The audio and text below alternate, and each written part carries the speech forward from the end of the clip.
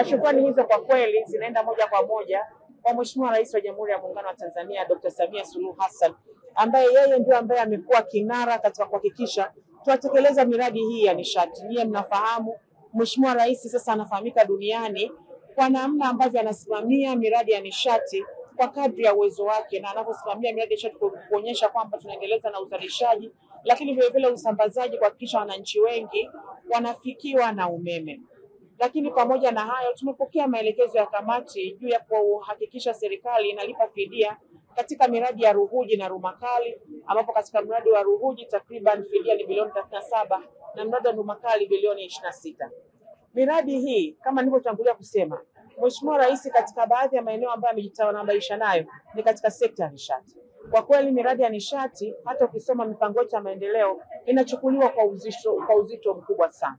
Nyie mnafahamu kwa sasa hivi tupo katika hatua za mwisho za kukamilisha utekelezaji wa mradi wa kuzalisha umeme wa bwawa la Julius Nyerere ambao unaenda kuzalisha takriban megawati 2115. Na pamoja na mradi huo tunao miradi ya Ruhuji na Rumakali ambayo serikali pia inategemea kuanza kuitekeleza. Nataka niwahakikishie kamati pamoja na Watanzania wote, azma ya serikali ni kuhakikisha tunaongeza vyanzo vya uzalishaji wa umeme. Pia pamoja na hii miradi ya Ruhuji na Rumakali itaanza kutekelezwa hivi karibuni. Serikali inatafuta fedha kuhakikisha tunaanza utekelezaji wa miradi hii. Kuhusiana na swala la fidia, Wizara ya Nishati ina miradi mingi sana ambayo inaitekeleza, na katika miradi ambayo inahitaji fidia, kwa kweli serikali imekuwa ikifanya hivyo.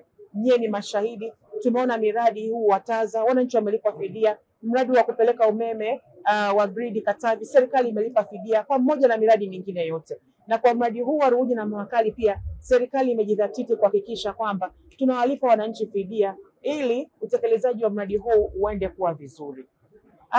Kwa ujumla, naomba niseme serikali ya awamu ya 6 imejipanga kuhakikisha tunaendelea kuhakikisha wananchi wetu wanaendelea kupata umeme wa uhakika. Katika mkoa wa Njombe zaidi ya 98% ya vijiji vina umeme, vimebaki vijiji 9 na ambavyo changamoto zake zinatatuliwa kuhakikisha kwamba na wenyewe wanapata umeme.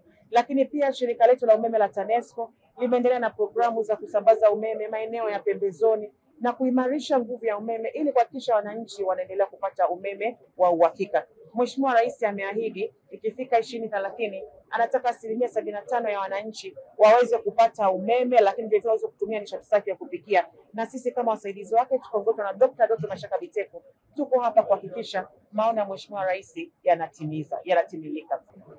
Tumeingia hapa mkoani Njombe kuweza kukagua miradi mbalimbali ambayo ilitengewa fedha na serikali kwa kipindi cha mwaka mzima uliopita. Tuchukue nafasi hii kuipongeza serikali kupitia REA kwamba wameweza kupeleka umeme katika vijiji na katika vitongoji, na kuna maeneo katika mkoa huu ambapo umeme umeshafikishwa 100%. Kwa hiyo tunaipongeza sana serikali inayoongozwa na Mama Samia Suluhu Hassan kwa kupeleka umeme kwa wananchi wake kama ilivyoahidi kwenye ilani ya uchaguzi ya Chama cha Mapinduzi.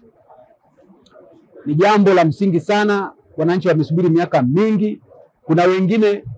Kuna maeneo magumu ambayo walikuwa hawajawahi kupeleka umeme toka tupate uhuru, lakini sasa hivi wanapata huduma ya umeme kwa sababu ya umakini wa serikali ya Mama Samia Suluhu Hassan.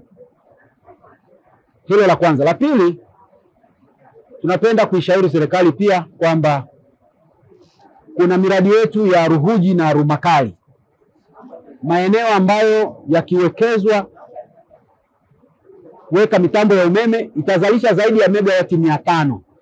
Sasa tunaiomba serikali na tunaishauri serikali iweze kutafuta fedha ili iweze kulipa fidia kwa wananchi wanaoathiriwa na maeneo hayo, kusudi wananchi wale waendelee na shughuli zingine, lakini na serikali iweze kutekeleza miradi hiyo vizuri.